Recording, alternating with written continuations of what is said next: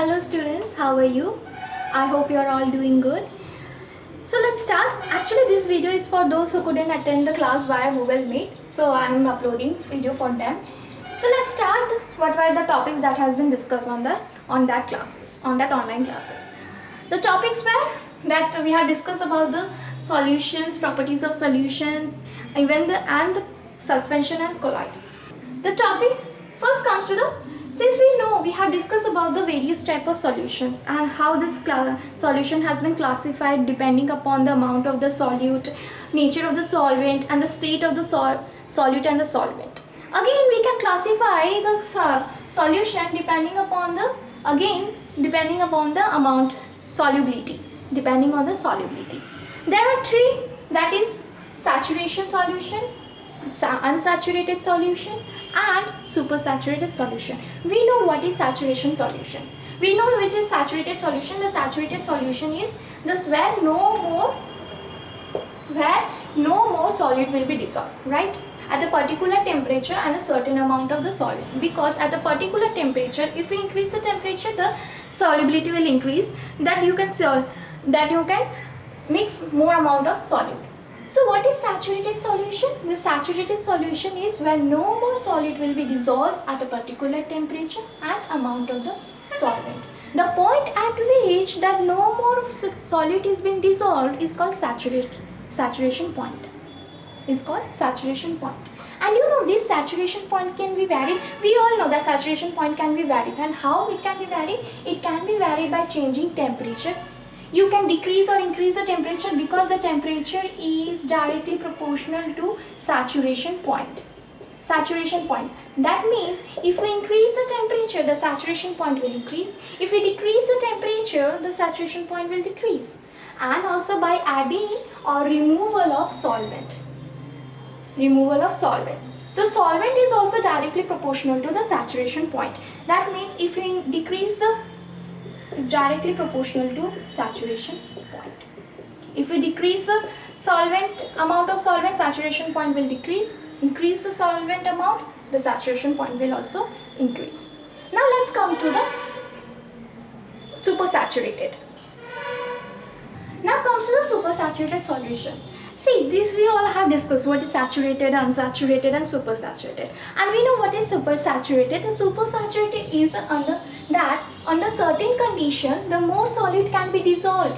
More solute can be dissolved in a saturated solution. Once you have prepared a saturated solution, now you want to dissolve more. So what we will do? We will increase the temperature. If we increase the temperature, more amount of solute can be dissolved in a saturated solution. And that solution is actually called what? Is called supersaturated solution.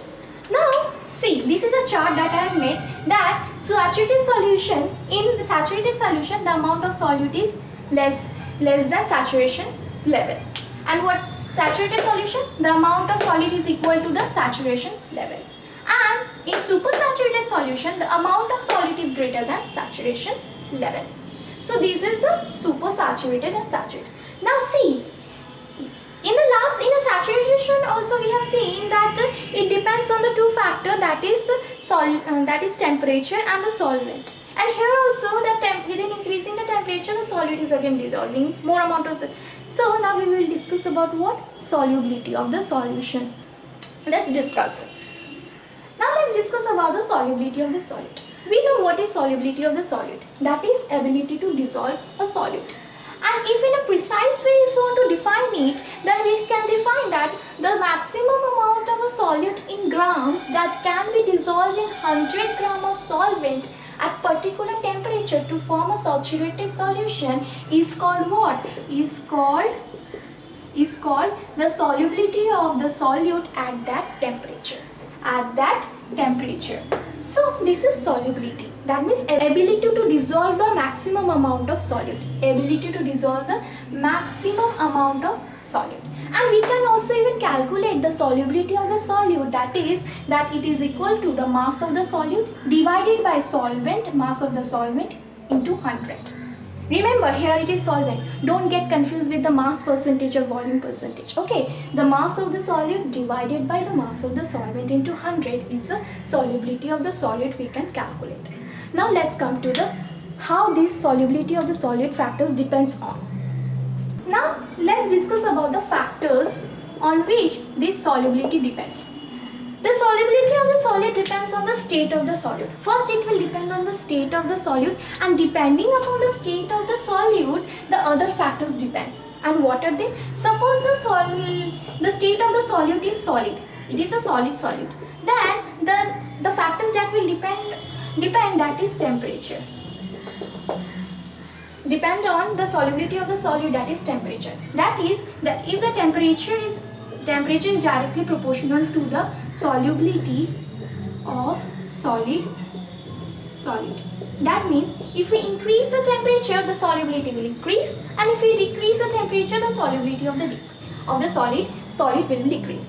And what about the state of the solute? Other state? It is a solid, so we have seen that how the solid depends on the temperature. This is the fact. This is the only factor that will depend on the solid. And what about the gas? The gas, if the solute is in gaseous state, then it depends on the two factors. And what are they? The two factors is, one is temperature, other is pressure. That means that here the temperature is inversely proportional to solubility. Inversely proportional to solubility means if we increase the temperature, the solubility will decrease, and if we decrease the temperature, the solubility will increase. You have seen, for example, in that আমরা যখন cold drinks নিয়ে আসি, তুমি দেখবে cold drinks নিয়ে আসলে কি হয়, যখন ঠান্ডা খাই তো ঝাঁঝটা পাই, কার্বন ডাইঅক্সাইডের কারণে আমরা ঝাঁঝটা পাই, তো ওটা খেতে ভালো লাগে। কিন্তু যখন একটা ঠান্ডা হয়ে যায় তখন do we enjoy that? Do we feel to enjoy it? No, we don't feel it.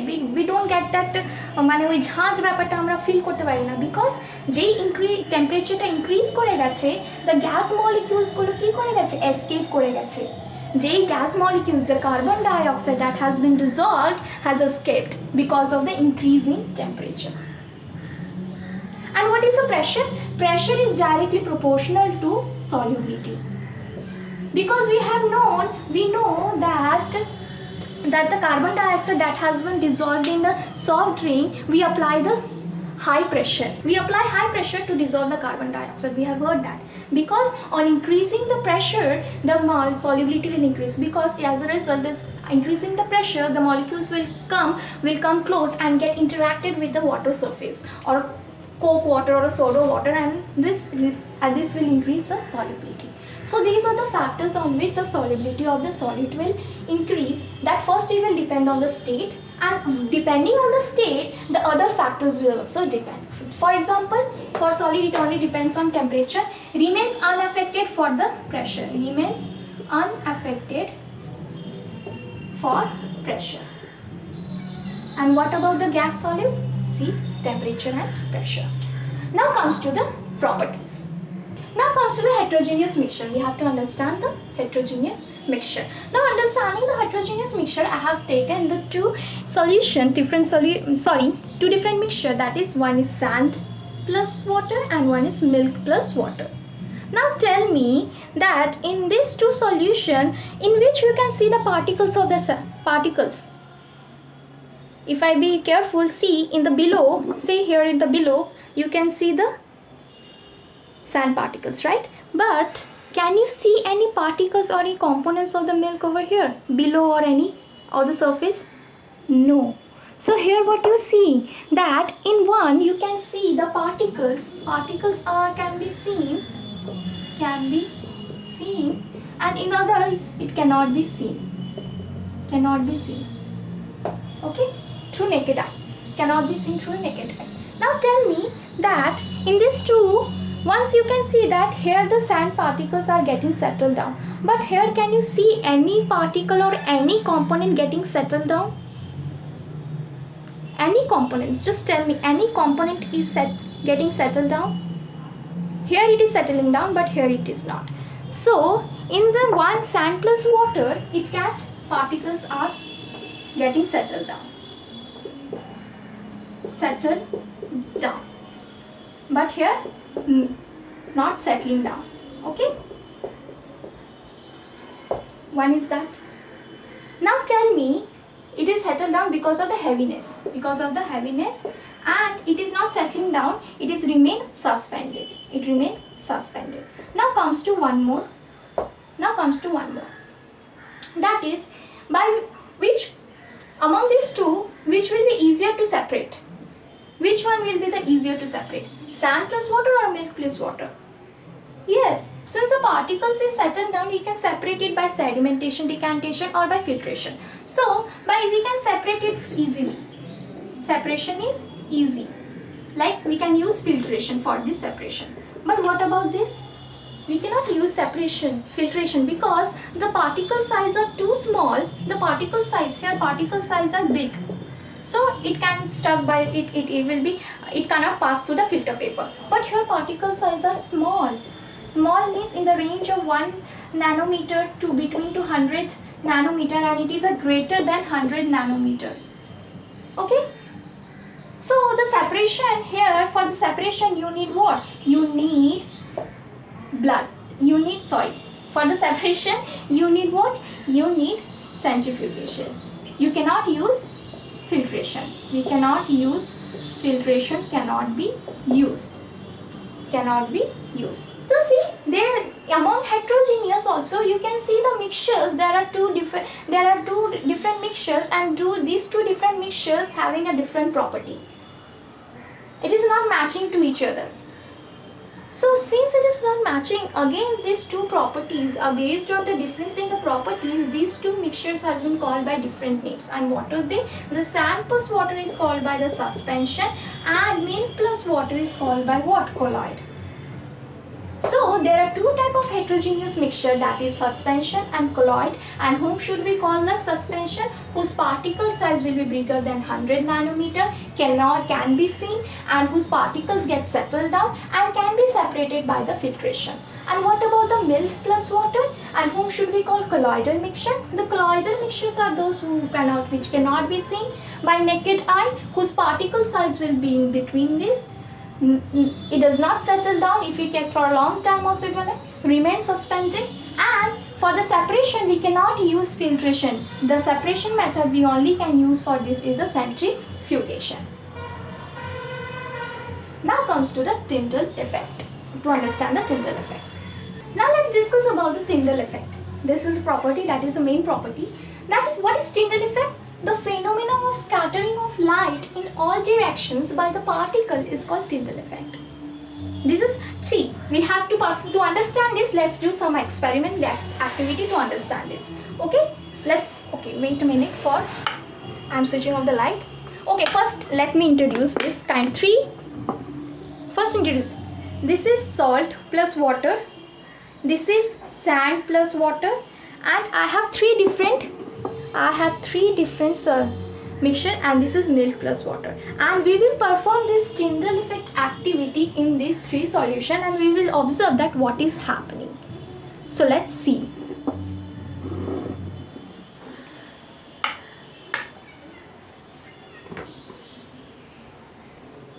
I don't have laser, but I have this small oldie phone for performing the Tyndall effect. See, this is a salt water. Now I am passing a light through this. Can you see any beam of light that is can you see any beam ray that is passing through the solution? No. You cannot see the path of the light, right? So in the salt plus water, you cannot see the path of the light. Now let's come to the other. Let's come to the sand plus water. And what is happening? See, this is sand plus water. Can you see? See, I am passing the light. Can you see? You can see the glow, right? You can see the glow, but you cannot see the glow or a glow in the salt plus solution. But here you can see the glow, right? You can see the glow. And let's come to the milk. What you can see? Here also you can see the glow, right? You can see the glow or the path of the light. If I am moving here, you can see the light is also moving accordingly. So in three of the mixture, you have seen that among these 3, salt plus water, sand plus water, milk plus water, only sand plus water and the milk plus water, the light can be visible. Light is visible. So now see, What you have seen that in salt water we cannot see the path of light. No path of light can be observed. And what about the sand? Yes, it can be observed. And here also milk plus water is also, it can be observed. Now we'll see what is sand plus water. It is a solution. And what is other two? This sand plus water is suspension. And what about this? Milk plus water. The milk plus water is colloidal. And I must say these two are hetero and this is homo. So what you are seeing that Tyndall effect is observed in the milk plus water and sand plus water, and particularly it can be observed more in the milk plus water. What is actually happening in this? Let's understand. In Tyndall effect, the main thing that is happening is that when, suppose this is a glass and this is the particles that are suspended on a solution. So when the Tyndall effect, when the light is passing through this glass and through this glass, and it is struck and it is getting striking with the particles, these particles, what does it do? It absorbs light. What does it do? It absorbs light, and then it scatters the light in all directions. It scattered the light in all directions, and this scattering of light falls in our eyes. This scattered light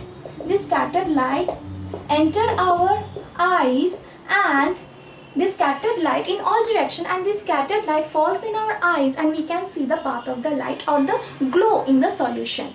We can see the glow in the solution. But we have seen the scattering of light is only can be seen through sand plus water and the milk plus water, but not in the salt plus solution. You know why? This is because of the size. The Tyndall effect is directly proportional to the size of the particle. As we increase the size of the particle, the Tyndall effect also becomes more and more significant. For salt and water, here also the scattering of light occurs. It is not that the scattering of light is not occurring, but the scattering of light is insignificant, negligible amount of the scattering. This is because in a solution, the size of the particles is less than 1 nanometer. And what about the sand plus water? In the sand plus water, the size of the particle is greater than 1000 nanometer. And what about the milk plus water? Here the size is in between 1 to 100 nanometer. So as we increase the size, the scattering of the light becomes more and more significant. Greater the size of the particle, greater is the amount of the scattering. But in suspension, the scattering is shown by the very rare amount of scattering is shown. This is because you know why. The reason is because of the heaviness and the gravity the heavy particles get settled down. And once it is getting settled down, you won't able to see the scattering. If the particles are suspended, then only you can see the scattering. Otherwise, if it gets settled down, then you won't be able to see the scattering. So Tyndall effect, we have understood that how Tyndall effect works. It works because when light falls when strike the particles of the solution or a mixture, then this particle absorb light, and as a result, they scatter the light in all direction. And this scattered light falls in our eyes, and we can see that the path of the light. Now let's come to the properties of the solution, suspension and the colloidal. Now we will distinguish each mixture, that is solution, colloid and the suspension, how three of the mixtures are different from each physical properties. First, that is particle size, visibility, nature of the mixture, settling down, the separation, Tyndall effect and a Brownian effect or a Brownian motion. Okay, what is Brownian motion? You know, that zigzag movement. Brownian motion is nothing but a zigzag movement of the motion of the particles. Why zigzag motion? This is because that suppose these particles have a kinetic energy, right? And this is because of the kinetic energy means what? Kinetic energy means half mv square, and v means velocity. Since the particles is a kinetic energy and has a velocity, it will move, and while moving it will strike to other particle collide with the particle, and due to collision, this particle, when it will collide with it, these particles will move in a different direction, and different direction with a different direction, again here again another particle, here again another particle. That means they are continuously, actually it is a constant collision of the particles and leading to give us what? Giving us a constant state of the motion. The Brownian motion is nothing but the constant state of motion due to the collision. And what are the factors that Brownian motion depends on? Kinetic energy. Greater will be the kinetic energy, greater will be the velocity, and greater will be the motion. And greater will be the motion, the rate of the collision, greater will be the collision, and greater will be the, if greater is the collision, then only the Brownian motion will happen. And what about the temperature? If you increase the temperature also, because energy is directly proportional to temperature. Increase the temperature, energy will increase. We have discussed in the class, we know in the class, in chapter 1, we have discussed that increasing the temperature, the energy also increase. And also the particle size.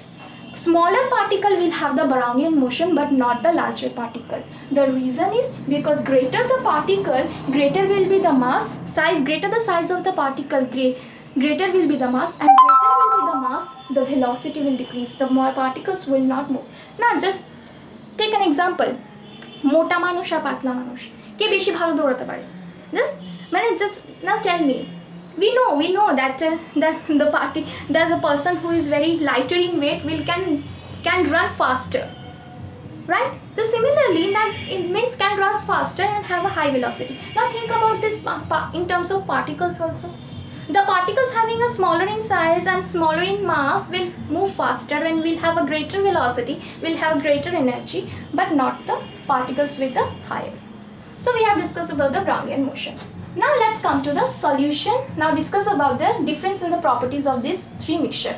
Since we have Tinter-Levy effect, we have discussed, we have taken the three different solution, that is salt plus water, that is milk plus water, and one is that sand plus what? Water. Now tell me, what about the particle size? Can you see the particle size of the solution? Can you see the salt? Anywhere can you see salt? No. The particle size is very small, and this size is very small, and it is around what? Around less than 1 nanometer. What about the colloidal? Can you see the particles? No, we cannot see the particles. Cannot be visible through. It is not visible through, cannot be seen. So the particle size is varied between what? The varied between 1 to 100 nanometer. And but what about the sand? What about the sand? If I continuously see, you can see that particles, 2 or more particles you can see, right? So here, because the particle size is very large and it is a greater than 100 nanometer, that is why we can see. What is visibility? Cannot be seen, can be seen, and by through ultra microscope. And what about the sand plus water? Yes, we can see, can be seen through naked eye. We don't need specs to see, naked eyes. Okay, nature of the mixture, it is homo, it is hetero, and what about this? It is also hetero. Settling down? It does not settle down. Can you see it is getting settled? No, we cannot see. No. What about the milk? No. And what about the sand? We have seen that sand particles have been settling down. See here also you can see settling down. So it is getting settling down. So yes. What is separation? And no methods can be used. Only separation method is Weber. No filtration. Separation by filtration? No. Filtration? No. Too small to block, so it can pass through the filter paper. But yes, here you can separate it. But here you can separate by centrifugation, and here also you can separate it by evaporation. These are all physical methods, so it can be separated, but not by the filtration. Tyndall effect? No, we have seen. And what about the colloid? Yes, we can see. And what about the sand plus water? Yes, but can be seen, but once settled down. Remember, once it is settled down, we cannot see the Tyndall effect. So in the suspension it can. What about the Brownian motion? We cannot see over here. We cannot see the here, but here. Since the particles is a constant motion, that is why the particles are remain suspended. These particles are remain suspended. So this is the overall view of the three mixtures that we have done and about the distinguished mixture, that is solution, colloidal and suspension. Now we will, so it's done. This was the topic that we have been discussing in the online classes. Thank you and have a nice day.